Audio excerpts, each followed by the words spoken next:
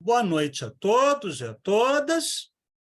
Hoje vamos conversar sobre Charles Baudelaire, o poeta maldito por excelência, ícone do simbolismo e, ao lado de Walt Whitman e de Mallarmé, um dos fundadores da poesia moderna. Seu Whitman criou o verso livre, rompendo com as amarras da métrica, e Mallarmé criou a poesia visual moderna, com o poema Um Lance de Dados. Baudelaire criou o poema em prosa e trouxe para a lírica a temática urbana e cotidiana, em suas descrições visionárias de Paris da segunda metade do século XIX. A invenção metafórica e sinestésica do poeta, por sua vez, bem como sua vida desregrada e boêmia, antecipou ainda a estética e o mito do poeta visionário e rebelde cultivado pelos surrealistas. Vamos começar a aula, então, falando brevemente sobre a biografia do autor das Flores do Mal. Charles Pierre Baudelaire nasceu em Paris em 1821 e faleceu na mesma cidade em 1867, aos 46 anos de idade. Aos 6 anos, ficou órfão de pai e teve a infelicidade de nunca se relacionar bem com o padrasto, o que motivou diversos conflitos familiares. Estudou no Colégio Real de Lyon e no Liceu Louis Le Grand, de onde foi expulso por causa de seu comportamento. Em 1840, com apenas 19 anos de idade, foi enviado pelo padrasto à Índia, onde deveria se dedicar ao comércio. Mas ele nunca chegou ao destino, desembarcando na Ilha da Reunião, de onde prosseguiu viagem de volta a Paris, desafiando a vontade de seu padrasto. Ao atingir a maioridade, recebeu a herança deixada pelo pai e gasta grandes somas em uma vida boêmia, em companhia de sua amante, a atriz negra Jeanne Duval. Ele se vestia com elegância de um dandy, pintou os cabelos de verde e consumia álcool e drogas, como ópio, haxixe e absinto. Os gastos excessivos do poeta, por fim, levaram sua mãe a entrar na justiça, acusando o filho de ser um pródigo, ou seja, um gastador. Ela é vitoriosa na ação judicial e a fortuna do filho passa a ser administrada por um notário, um tipo de tutor.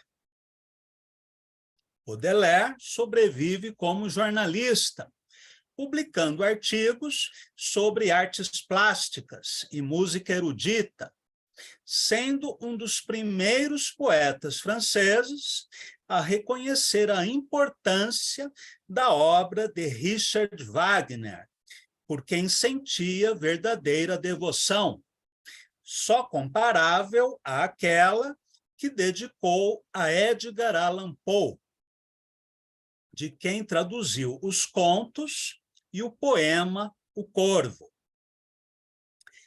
Estes três artistas, Wagner, Baudelaire e Poe, serão reconhecidos como os profetas do futuro movimento simbolista, que teve entre seus expoentes Mallarmé, Rimbaud e Verlaine.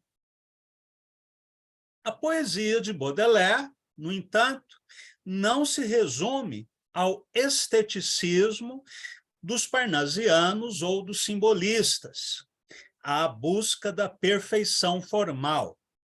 Seus poemas são rimados e metrificados em decassílabos e alexandrinos. Da musicalidade, do tom vago e impreciso do sonho, de novas metáforas e invenções sinestésicas. Ele também não se resume ao niilismo, ao tédio, ao desejo de fuga, à inadaptação social, embora estes sejam alguns dos temas presentes em sua poesia. Ele também não é apenas o poeta maldito que escrevia litanias a Satã, o elogio ao vinho, as viagens a lugares exóticos, que estudava ocultismo e levava uma vida excêntrica, que chocava os valores morais da época. Embora a relação do poeta com o cristianismo seja ambígua, ao mesmo tempo que ele tem a consciência do pecado e da culpa, ele não se nega a dar livre curso aos seus desejos, talvez aceitando a possibilidade de sua condenação ao inferno. Esta ambiguidade é um dos motivos que levaram Baudelaire a se emocionar até as lágrimas quando assistiu à ópera Tannhäuser, de Richard Wagner, no Teatro de Ópera de Paris. A Tannhäuser trata exatamente do conflito entre o amor sensual e o amor cristão, Ágape e Vênus, de acordo com o pensamento do cristianismo da época.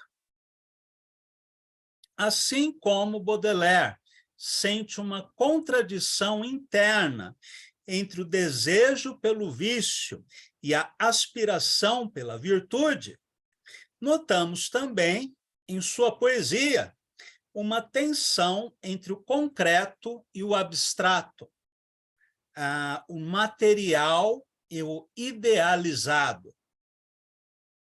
Sem dúvida, estes são os aspectos mais conhecidos e apreciados de sua vida e obra, que lhe valeram diversos problemas com a justiça, que apreende, em 1857, a primeira edição das Flores do Mal, contendo, na época, cerca de 100 poemas, e obriga o poeta a pagar uma multa de 300 francos, sob a acusação de ultraje à moral e aos bons costumes. A palavra mal, em francês, aliás, não significa apenas o oposto do bem, mas ainda angústia, ambiguidade que dá ao título do livro também um sentido existencial.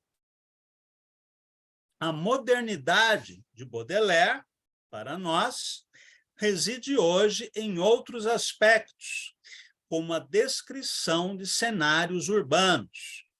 Ele próprio era um flâneur, que amava circular pelas ruas de Paris, antecipando o conceito e a prática do acaso objetivo dos surrealistas.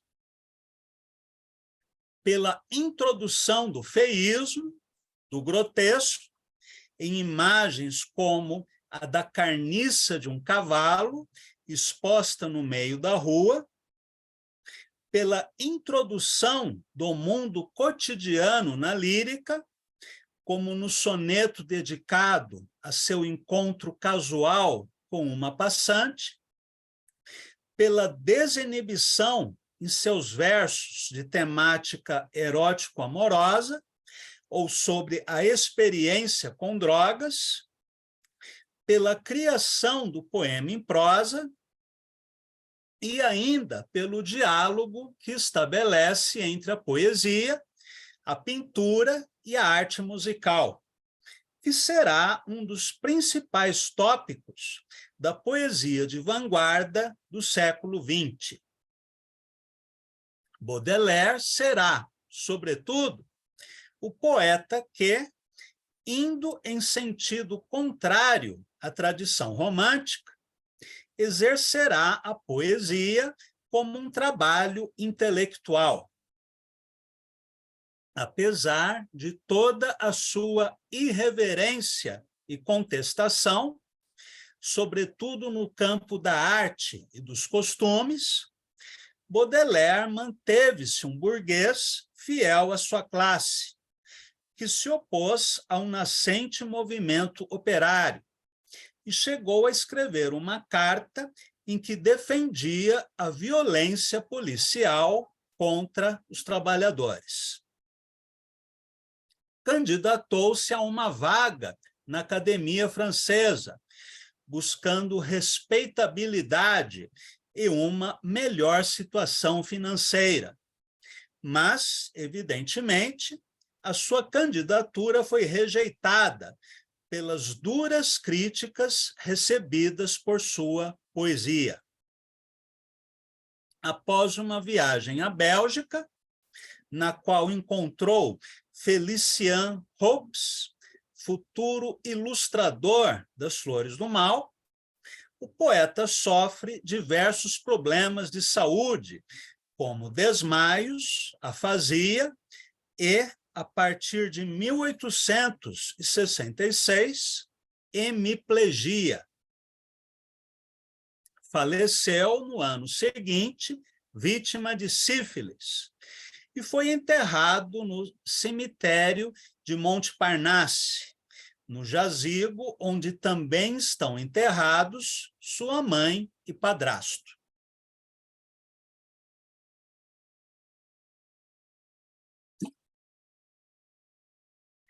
No ensaio que escreveu sobre Baudelaire, incluído no livro Variedades, o poeta e crítico literário francês Paul Valéry destaca, entre as qualidades do autor das Flores do Mal, a, abre aspas, inteligência crítica. Perdão, preciso dar uma bronca no meu gato.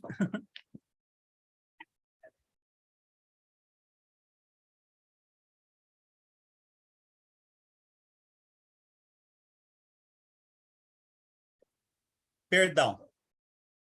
Então, Valéry apontava a inteligência crítica associada à virtude da poesia, fecha aspas, ou seja, a atitude racional, herdeira da filosofia da composição, de Edgar Allan Poe, na busca da criação da beleza. Podemos falar em uma beleza pensada, que, como diz Valéry, combina a precisão e a sensualidade. Baudelaire seria, abre aspas, o demônio da lucidez, o gênio da análise e o inventor das combinações mais novas e mais sedutoras da lógica com a imaginação e o misticismo, o psicólogo da exceção, o engenheiro literário que aprofunda e utiliza todos os recursos da arte, fecha aspas. Se ele parece um romântico tardio de feitio byroniano, pela boemia, morbidez, exaltação dos sentidos, e por um dissimulado satanismo que T.S. Eliot considera uma entrada no cristianismo pela porta dos fundos, a partir da percepção da queda e da culpa. Por outro lado, ele reage contra o romantismo, diz Valéry, ao substituir a ação espontânea pela ação refletida. Abre aspas. O amplo registro de suas palavras, a diversidade de seus ritmos, a superabundância de suas imagens esmagavam qualquer poesia rival, fecha aspas, escreve o autor das Variedades, embora observe também, abre aspas, a simplicidade de sua filosofia, a desproporção e a incoerência dos desenvolvimentos, o contraste frequente entre as maravilhas do detalhe e a fragilidade do pretexto, e a incoerência do conjunto. Fecha aspas. Crítica essa que pode ser relativizada, se considerarmos que Valéry foi ainda mais racional, quase neoclássico, do que Baudelaire. Se o autor de Perfume Exótico é o pai da poesia moderna, o precursor das aventuras poéticas que seriam desenvolvidas no século XX, nem por isso deixa de ser um cidadão francês do século XIX, que, assim como outros poetas de sua geração, flertou com um suposto irracionalismo no campo do pensamento e com atitudes excêntricas próprias dos dandies da época. Podemos considerar que a escrita de Baudelaire descende de um princípio formulado por Edgar Allan Poe, segundo quem a poesia é a construção precisa do impreciso. Em seu estudo sobre a poesia de Baudelaire, Anna Balanquian diz que o poeta francês, abre aspas, nos leva a uma nova definição de poesia. O poema se torna um enigma. Os múltiplos significados contidos nas palavras e objetos são os ingredientes do mistério e o tom do poema. A mensagem permanece tão ambígua quanto sucinta, como as visões que surgem no estado de sonho ou no meio de uma orgia de drogas, como a descrita por Baudelaire. Fecha aspas.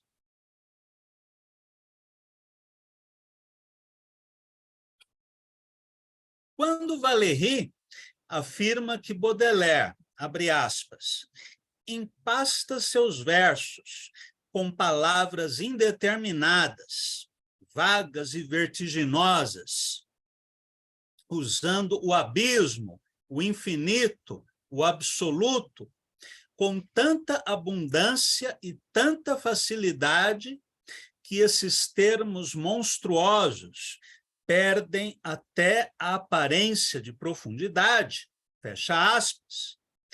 Talvez o crítico francês exerça certa intolerância ou incompreensão. Hoje, nos importa muito menos a pose adotada por Baudelaire, o mito que criou para si mesmo, do que a objetividade com que colocou em verso as suas excentricidades. Esta objetividade, para Valéry, é uma outra faceta de Baudelaire, oposta à romântica, que ele aproxima da clássica. Essa faceta mais objetiva, ele aproxima da arte clássica. O que significa, abre aspas, fazer uma obra racional e construir de acordo com a ordem, através de um conjunto de convenções, fecha aspas. Ou seja, Valéry elogia em Baudelaire aquilo que ele considera racional, inteligente, construtivo, e critica aquilo que ele considera demasiadamente vago ou abstrato. Em outras palavras, o que ele considera um irracionalismo. Em Baudelaire, esse classicismo está presente, por exemplo, na rigorosa estrutura métrica, em que sobressai o verso alexandrino, de 12 sílabas. A distribuição regular da acentuação rítmica e das rimas, no uso inventivo das figuras de linguagem, como a aliteração e a assonância, distanciando-se do espontaneísmo de um Byron ou Shelley e antecipando o rigor formal de um Mallarmé. Em Baudelaire, no entanto, uma figura de linguagem tem especial importância: a sinestesia, que estabelece uma relação alterada de caráter metafórico entre as percepções sensoriais, os órgãos e os objetos dos sentidos. Nesse ponto, podemos falar em um cruzamento dos sentidos, tal como acontece no famoso soneto das correspondências, que leremos na tradução de Mário Laranjeira. A natureza é um templo onde vivos pilares, por vezes, dão a ouvir palavras muito estranhas.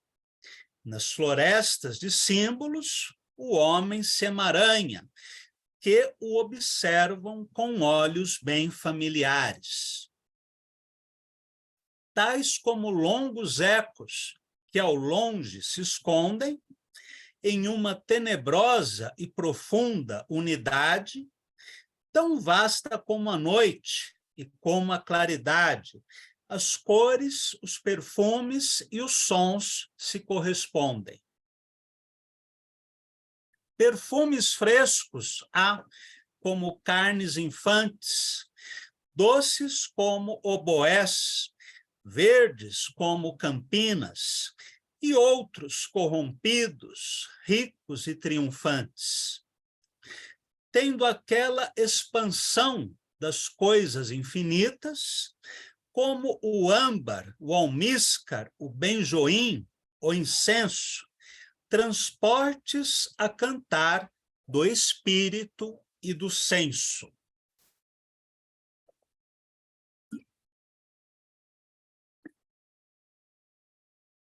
Escrevendo sobre este soneto, Anna Balanken, em seu livro clássico sobre o simbolismo, afirma que, na visão baudeleriana, abre aspas, o poeta, no sentido amplo da palavra, é um tradutor, um decifrador dos hieróglifos divinos.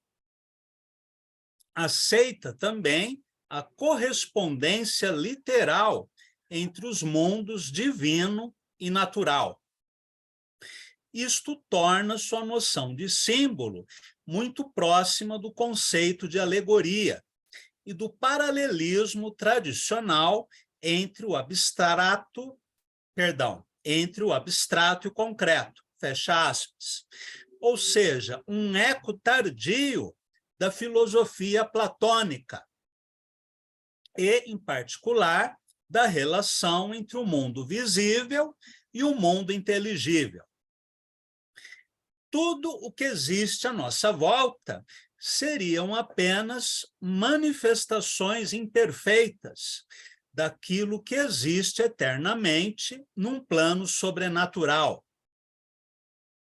Caberia ao poeta, então, decifrar a linguagem enigmática de Deus, os seus sinais visíveis que estão à nossa volta, como uma floresta de signos.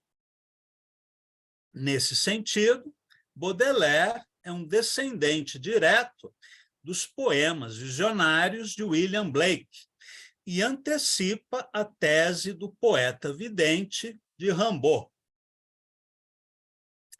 A essa interpretação metafísica do uso da sinestesia por Baudelaire, no entanto, Anna Balanquian contrapõe outra interpretação mais sensual do que mística.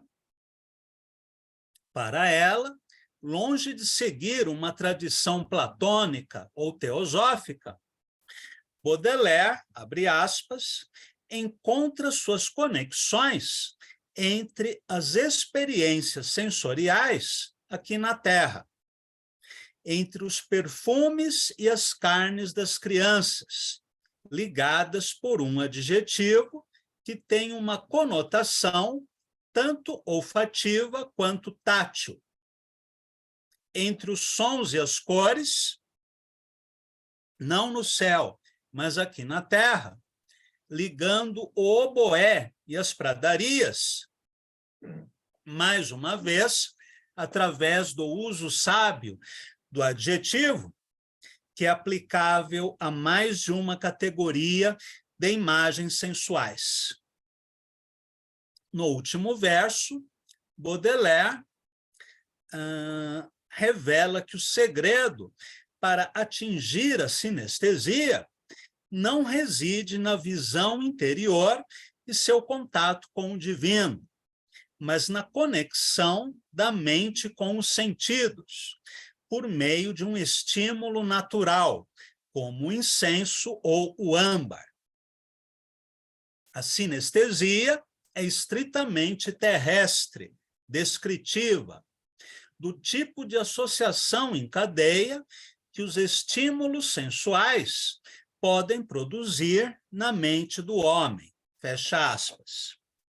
Ou seja, ao mesmo tempo, podemos fazer essa leitura metafísica, né, ocultista de Baudelaire, ou podemos simplesmente fazer uma leitura sensualista, sendo que uma interpretação não elimina a outra.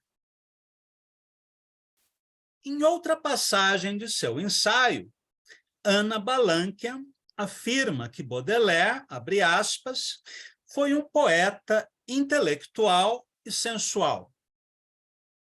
A mente fornece a chave para o poema e os sentidos a preenchem com suas harmonias. Fecha aspas. Em outra passagem, o autor escreve, aspas, Baudelaire resume o processo poético do seguinte modo: o estímulo afeta os sentidos afetam a mente. O resultado é a linguagem produzida por uma vigilância suprarracional da mente. Este processo de transformação da realidade dá ao poeta o sentido de sua própria divindade, em vez de uma aspiração em direção à divindade. Fecha aspas. O que isso quer dizer? O poeta seria um pequeno Deus, como escreveria mais tarde o poeta chileno Vicente Huidobro. E o poema seria um pequeno universo, com a sua própria fauna e flora, uma nova realidade construída por meio das palavras. Como exemplo do universo sensual de Baudelaire, leremos agora o soneto Perfume Exótico, na tradução de Guilherme de Almeida, publicada na antologia Flores das Flores do Mal. Guilherme de Almeida, na minha opinião, foi o melhor tradutor da poesia de Baudelaire. Perfume exótico.